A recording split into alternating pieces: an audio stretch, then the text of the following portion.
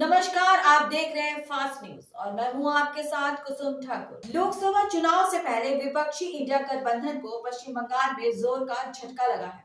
पश्चिम बंगाल के मुख्यमंत्री और तृणमूल कांग्रेस की प्रमुख ममता बनर्जी ने एकला चलो का नारा दे दिया है। ममता बनर्जी ने ऐलान कर दिया है कि टीएमसी लोकसभा चुनाव में अकेले ही चुनाव मैदान में उतरेगी। ममता के इस ऐलान के साथ ही विपक्षी इंडिया गठबंधन की तस्वीर और भविष्य पर संकट के बादल गहरे हो गए। आइए देखिए इस पर एक रिपोर्ट।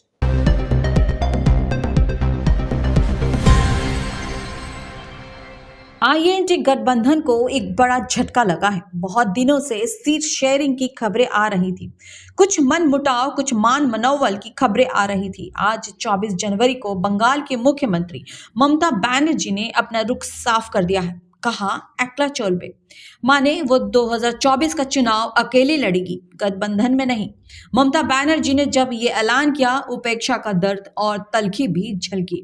उन्होंने कहा कि मैंने जो भी सुझाव दिए वो सभी नकार दिए गए। इन सब के बाद हमने बंगाल में अकेले जाने का फैसला किया। उन्होंने राहुल गांधी का नाम लिए बिना ही ये भी कहा कि वो पश्चिम बंगाल में यात्रा करने जा रहे हैं, लेकिन इसकी जानकारी शिष्टाचार के नाते भी उनको नहीं दी गई।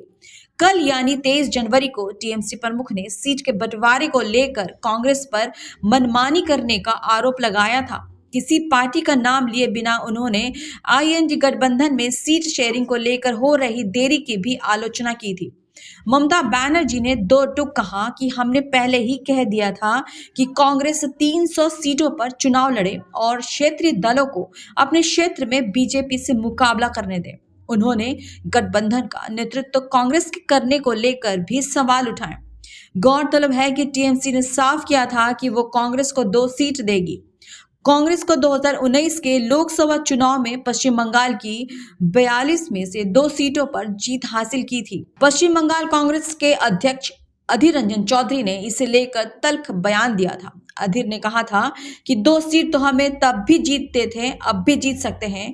हमें टीएमसी से कोई भीख नहीं चाहिए। दीदी জোটে থাকবেন কি?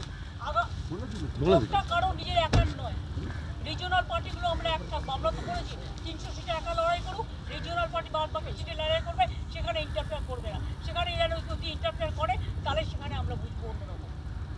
আর দিদি কালকে তোমার বাড়িতেও রেড হবে। गौरतलब है कि लोकसभा चुनाव को 28 विपक्षी पार्टियां इंडिया गठबंधन के बैनर तले एक मंच पर आई थी। विपक्ष एकजुट होकर बीजेपी के नेतृत्व वाले एनडीए को पटखनी देने, चुनावी चुनौती देने का दम भर रहा था। लेकिन अब ममता ने बंगाल में विपक्षी गठबंधन को बड़ा झटका दे दिया है। देश दुनिया की तमाम खबरों के लिए बने रहिए हमारे साथ और देखते रहिए फास्ट न्यूज।